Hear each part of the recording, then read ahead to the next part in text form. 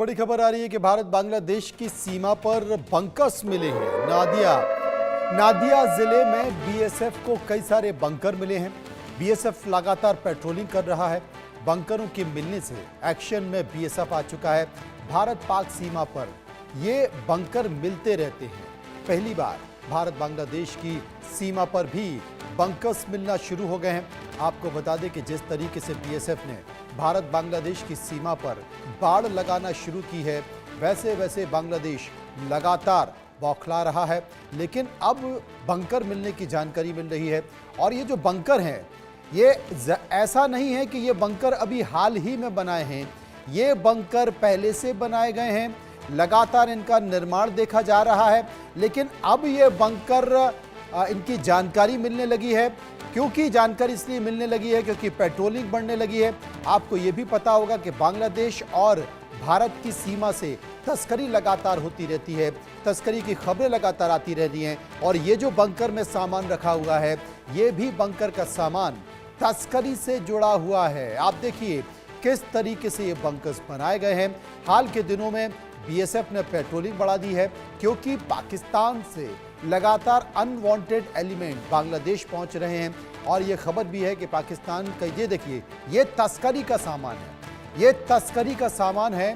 Border पर तस्करी होती है और वही सामान इन बंकर्स में रखा है। इसमें कुछ भी हो सकता है, नशीला पदार्थ हो सकता है, अनवांटेड आइटम्स हो सकते हैं, ऐसी चीज़ें जिनकी ड्यूटी बहुत ज़्यादा है। और इसलिए वो ऐसी सीमा पर जहाँ पर कि बहुत ज़्यादा सिक्योरिटी नहीं है, चेकिंग नहीं है, बंकर के ज़रिए वहाँ छुपाकर सामान रख दिया जाता है। और जैसे ही पेट्रोलिंग की नज़र हटी या जवानों की नज़र हटी, वैसे ही इन सामानों को घने जंगल के रास्ते भारत में पहुँचा दिया जाता है। ये देखिए, ये तस्करी का सामान रखा हुआ है। ये पुराने बने हुए बंकर्स हैं, लेकिन अब मिल रहे हैं। तो यहाँ पर सबसे बड़ा सवाल ये होता है कि क्या अब पेट्रोलिंग बहुत मुस्तैदी कर दी गई है, बहुत सख्ती कर दी गई है? क्योंकि ये बंकर हाल के दिनों में बनाया हुआ बंकर नहीं लग रहा है, बल्कि ये बंकर काफ़ी पुराना लग रहा है। इसमें सामान भी रखा हुआ है। लेकिन अब भारत की चौकियों पर, भारत की सीमाओं पर सख्ती बढ़ा दी गई है क्योंकि ऐसा माने जा रहा है कि यहाँ सीमा से आतंकवादी संगठन, उग्रवादी, अनवांटेड एलिमेंट, कट्टरपंथी जमात से जुड़े लोग भारत की सीमा में प्रवेश कर सकते हैं। ये देखिए, ये बंकर है। अब सबसे बड़ी बात है कि इन बंकर्स में क्या सामान मिल रहा है। क्या ये जहरीला पदार्थ है, क्या नशीला पदार्थ है, क्या इसमें हथियार हैं, क्या अनवांटेड आइटम्स हैं, या फिर वो चीज़ें जिनकी ड्यूटी बहुत ज़्यादा है, वो यहाँ पर तस्करी के लिए रखी गई हैं। आप तस्वीरों में साफ तौर पर देख सकते हैं।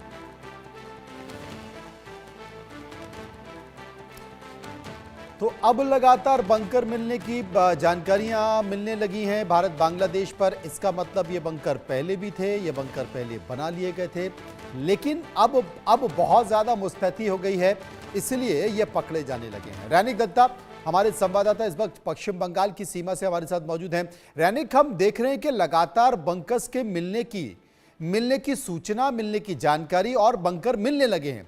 और इस वक्त हमारे सामने जो बंकर की तस्वीर है, बंकर का वीडियो है, वो ये बताता है कि हाल फिलहाल के दिनों में बनाया हुआ बंकर नहीं है, बल्कि इसका सीमेंट, इसका कंस्ट्रक्शन बताता है कि ये पुराना बंकर है। और ऐसे कई सारे बंकर हैं। तो क्या अब सख्ती बढ़ा दी गई है, चेकिंग बढ़ा दी गई है, जांच बढ़ा दी गई है, इसलिए ये बंकर पकड़े जाने लगे हैं?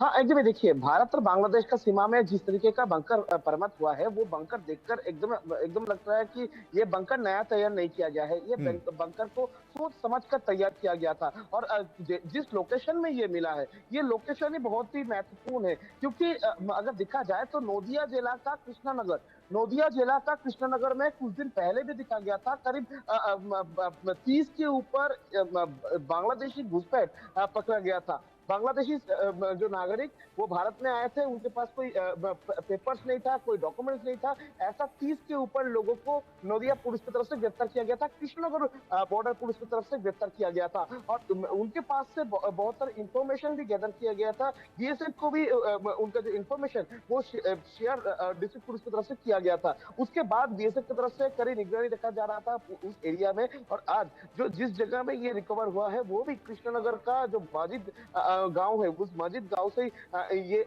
जो बंकर, ये बंकर बरामद हुआ है। मगर ये बंकर का अगर स्ट्रक्चर दिखा जाए तो ये स्ट्रक्चर दिखने को मिलेगा आपको एक घर के ठीक पीछे वाला हिस्सा, उस पीछे वाला हिस्सा में एकदम नॉर्मल एक गड्ढा खोदा गया, गड्ढे के ऊपर एक कवर रखा गया और उसके ऊपर मिट्टी दिया गया, मिट्टी के ऊपर जो चोली बिचोली वो फैलाया गया है। यानी एकदम प्री प्लान किया गया था कि किसी भी तरीके से ये रैनिक बंकर प्री को प्लान किया गया था। एक बात मैं आपसे पूछना चाहता हूं, क्योंकि ये दिन का वीडियो है, दिन में इस बंकर को पकड़ा गया है, अब काफी घंटे हो चुके हैं, क्योंकि इसमें सामान रखा हुआ है। निश्चित तौर पर वो सामान जो कि तस्करी के लिए उपयोग किया होगा, क्या ये ड्रग्स है, क्या ये नशीला पदार्थ है, या फिर ये वो आइटम्स हैं जिनकी ड्यूटी बहुत ज्यादा है, पता चल पाया क्या रखा है इन बॉक्सेस में?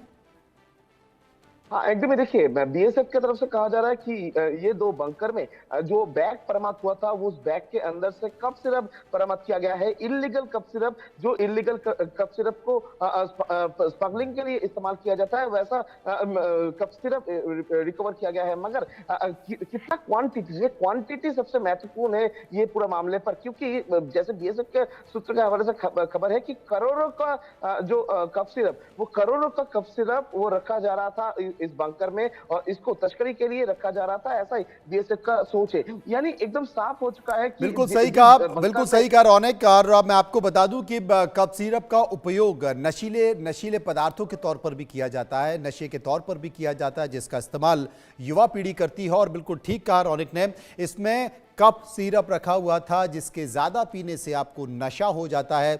बॉक्सेस में कुल मिलाकर ये नशीला पदार्थ ही है। नशे की तस्करी इन बंकरों के माध्यम से हो रही है। मुझे लगता है कि बीएसएफ ने चौकसी बढ़ा दी गई है और आगे आने वाले समय में ऐसे बहुत सारे बंकर भारत और बांग्लादेश की सीमा पर मिलेंगे, खासकर बांग्लादेश की सीमा पर। बहुत बहुत शुक्रिया करेंगे रैनिक का।